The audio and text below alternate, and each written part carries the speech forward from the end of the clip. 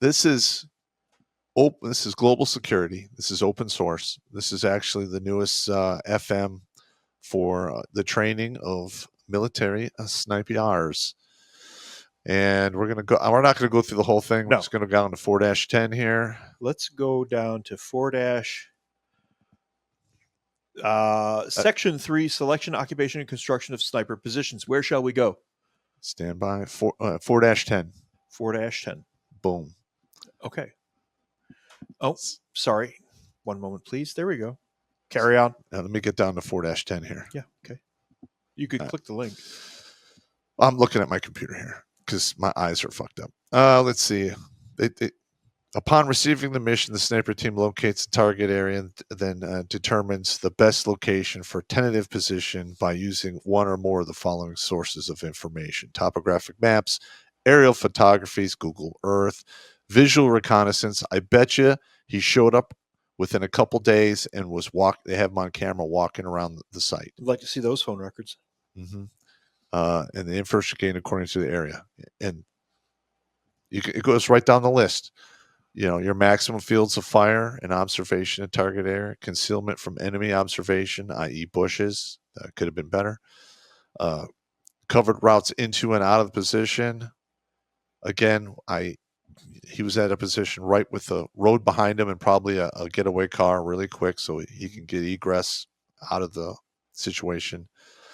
Natural man-made obstacles between the positions, the fence, which he cut. And the road. The road is an obstacle. Yeah, well, there's obstacles around the whole thing, but yeah, there's a whole. Roads are enough of an obstacle that the Rangers even have a special phrase for crossing roads. Yeah, and he's saying, pick locations under logs or deadfall, tunnels bored into a side of a knoll or a hill. I've had to dig quite a few of those. Swamps, deep shadows, inside rubble piles. Right. Basically, you hide where other people aren't going to walk. So, he made some, big. Let's just say he screwed the pooch.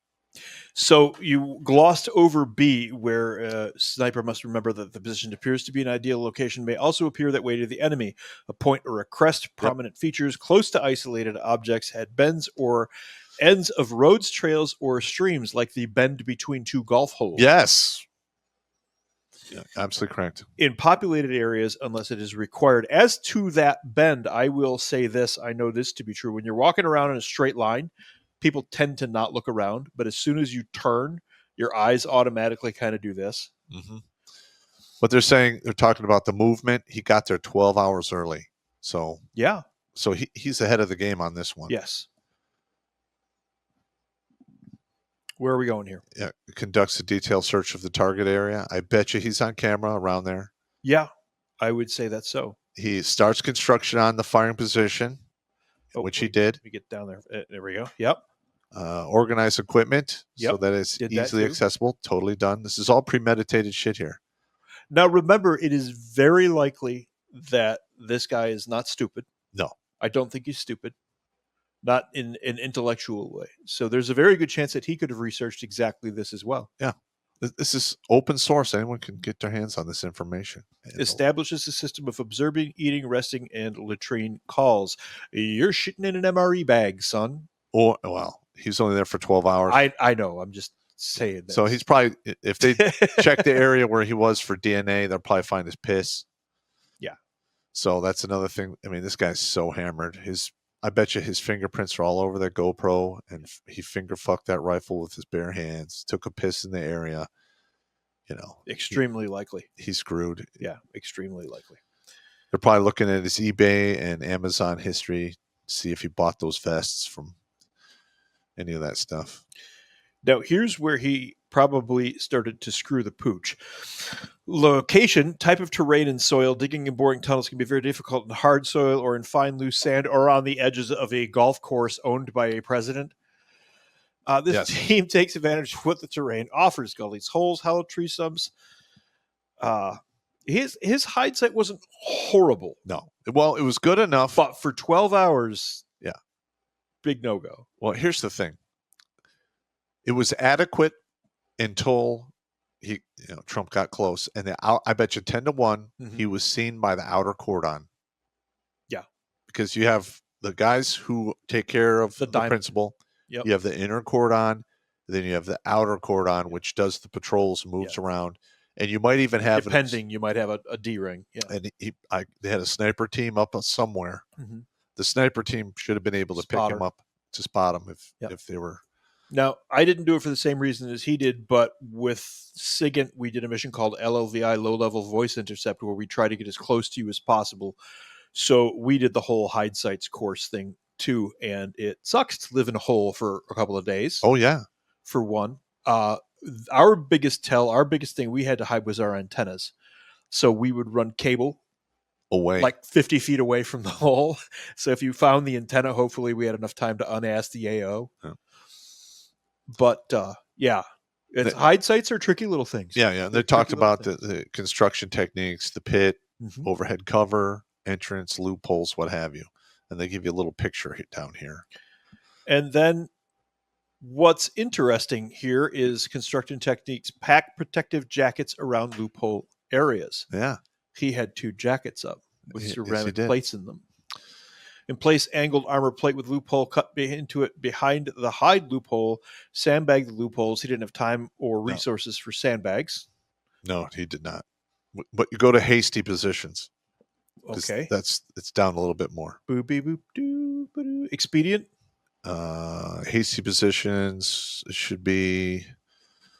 There it is. Yeah. Hasty's position is used when the sniper team is in position for a short time and cannot construct a position due to the location of the enemy, or immediately assumes a position. Hasty position is characterized by the following. Okay.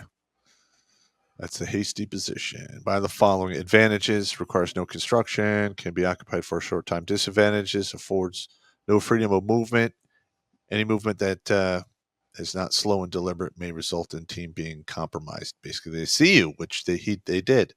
So this was a combination of a pre-prepared position and a hasty position, in my opinion. Read the last part of advantages 1B.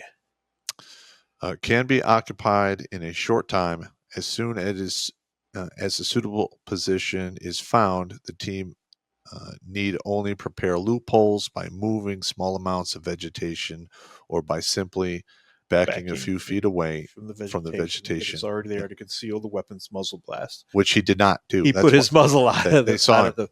That's what we were talking about. Yeah. That's exactly what we were talking about. Yeah. And it says here, the team should not remain in this type of position longer than 8 hours. Yeah. Because you'll get seen. Yes. You're going to get seen. The now, interesting thing. Hang on. What time of the day did this take place? Was this like 2 PM or something? I would imagine that this was early afternoon. I did not bother with the time. I didn't. I don't know the time either, but I've worked at a golf course, and there's all kinds of people maintaining that thing 24/7. Well, not 24/7, but all day. Yeah.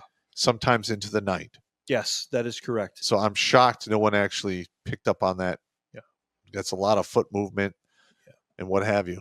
The guy in charge of the grounds at a golf course, especially if it's a good golf course, makes a lot of money. Yeah. He makes a lot of money because he's expected to keep that thing in tip-top shape all the time. And like you said, there's always somebody grooming that damn thing. Correct. Yeah. And I mean, they're putting out fertilizer every 10 days to keep it green. It's in Florida. Mm-hmm. That shit is getting watered 2 to 3 times a day. So there's sprinklers everywhere. Yes. If you have sprinkler heads everywhere, they're going to have people inspecting them on the regular. Yep. Cleaning them out, cleaning the mildew off of them. Mm-hmm. And then you have the night security that drives around in the carts and stuff. Now you can evade that easily. That's not that big of a thing. But once the sun comes up, yeah, it looks like all he had for cover was that fence and a tree. So I'm just curious if he set it up and left everything there and then left the position. I'm not sure. And then came back. I don't. I mean, he didn't even try to make it look like a bum nest. A bum nest looks like a bum has been there. There's a couple of cigarette butts he might have crapped over in the corner. There'd be like a candy wrapper or like a half-eaten burrito or something. Mm-hmm. You can tell when it's a bum. Correct. So he definitely, this wasn't it wasn't prepared properly. Yeah. It was more of an expedient, hasty kind of thing. Yeah. This is just my opinion. Now, I've dug these holes and built these positions, and they're an absolute stone bitch. We would get in position or get to the objective sometime 7, 8 o'clock at night and literally spend the entire night digging this position, putting the dirt in our ponchos, walking it away and disposing of it, and then you camouflage in it. And you have to takes for fucking ever. Well, and you need practice because if you're going to camo something in at night, Yep. you need practice so you know it'll work in the morning once the light comes up. Sometimes you got to hump stuff in if if you want to put a cover over it. The PVC, we do PVC with joints. Yes. To make like a little cagey webby thing over the top that you could camouflage. Yeah, or a camouflage net. Mm-hmm. That pays dividends right there. Yeah. Yeah. So I mean, on it, you can pretty much disappear. I've been in and seen hide sites where you can't see them unless you're literally right on top of them. And I was telling Pop in the car today, Staff Sergeant West, when I was a private at DLI, we were doing an exercise at a Mout site, and 5 of us were walking across the field because we're patrolling. Freaking Army privates right out of basic, but we were having a good time. We're patrol, and the ground goes, hey. And I looked down, and Sergeant West is literally laying right there. Yeah. I had walked up. I was level with his waist and didn't see him. And he just didn't want to be stepped on. I'm like, yep, that's a ghillie suit. Yeah, he was good. Yeah, but here's the thing. I mean, the reason we're doing this is I'm trying to make comparisons here. Do I think he did a little bit of research? Yes, I do. Do I think he could have made that shot? Not at 400 meters. He was waiting for Trump to walk into effective range, effectively stepping onto the X. Yeah. That's Army speak for you are now in the middle of the ambush. Yes. Because that's what this is. It would be a near ambush. If it gets within 200 meters with that weapon system, it's a near ambush. Yeah. And I'm going to be honest, I'm glad that they decided to engage him and not wait for him to shoot first like they did for the first attempt, because that's unacceptable. Yeah. You cannot allow anyone to get it. They need to shoot first before. No. The stakes are too high. You can't play these games. All right. You are protecting the principal. If somebody raises a weapon, they need to be put down immediately. If they are clearly in a concealed or partially concealed position and a weapon is identified, to me, that's grounds enough. Yeah. That's definitely grounds enough. Like, if it was me, I would have, if I was running security, I would hire pipe hitters.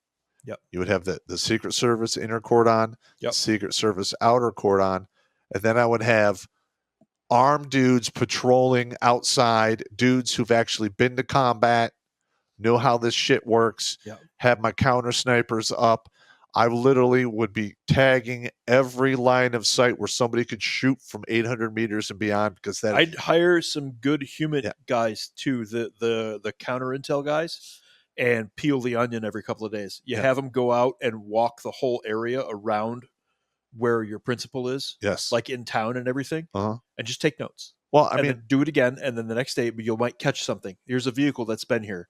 Here's these guys who have been in the same area. I mean, I've worked personal security details as a sniper guy, or designated marksman, whatever you want to call it. And it was my job to put together the range cards. Like I'd be burning in on windows. Okay, we can see him from there, and I would assist in the plan to keep the principal from being visible for long periods of time. Yes. If he had to move across an open area, he was constantly moving, and there'd be people shadowing him. They're going to have to start doing stuff like that. Yeah. They're literally going to have to guard him like it's wartime. Yes. Like you would guard a general in a forward operating base where enemies present. Because let's be honest, that's what's happening here. Yeah. This is insane. That's what we've got. What's pipe hitters? Thugs, man. Grunts. Real good grunts. Like if I was younger, badasses. The reason I didn't work personal security for Blackwater is that requires a mindset where you're cool doing that kind of work for money. I'm not that guy. I can do that work for my country. You can also end up doing some really questionable shit in those merc units. Yeah, I have enough guilt already. I don't want any more. I'm good. Yeah. But that's why, because they're like, hey, yeah, we could pay you, $1,000 a day, or you get like 110, K for 5 months. You get a month off, come back, get another 100K. I'm like, I've never been motivated by money, and I'm not dropping the hammer on people for money. I just can't do it. I'm not programmed There that way. are a lot of guys who can, Yes. and that's part of the problem that we have. Because I think a lot of those guys work for the FBI and the Secret Service. I know some of those guys, and they work for certain alphabet agencies, and they were hunting people in Pakistan, on the border of Iran, all over. I know Iran. a couple of them. Yeah, I'm friends with a lot of these guys. They're retired now, most of them. I think there's 2 or 3 that are still dropping the hammer. We're getting old. Yes, but I'm just saying. Yeah, but I'm not that guy. I'm done. I'm just here to talk shit and save lives now. Watch Grunt Speak live every Tuesday and Thursday at 8 p.m. Eastern. And if you want to join Pop for Supporter Sundays, go to redonkulous.com/donate and make a monthly pledge. A link is in the Meat Gazer box.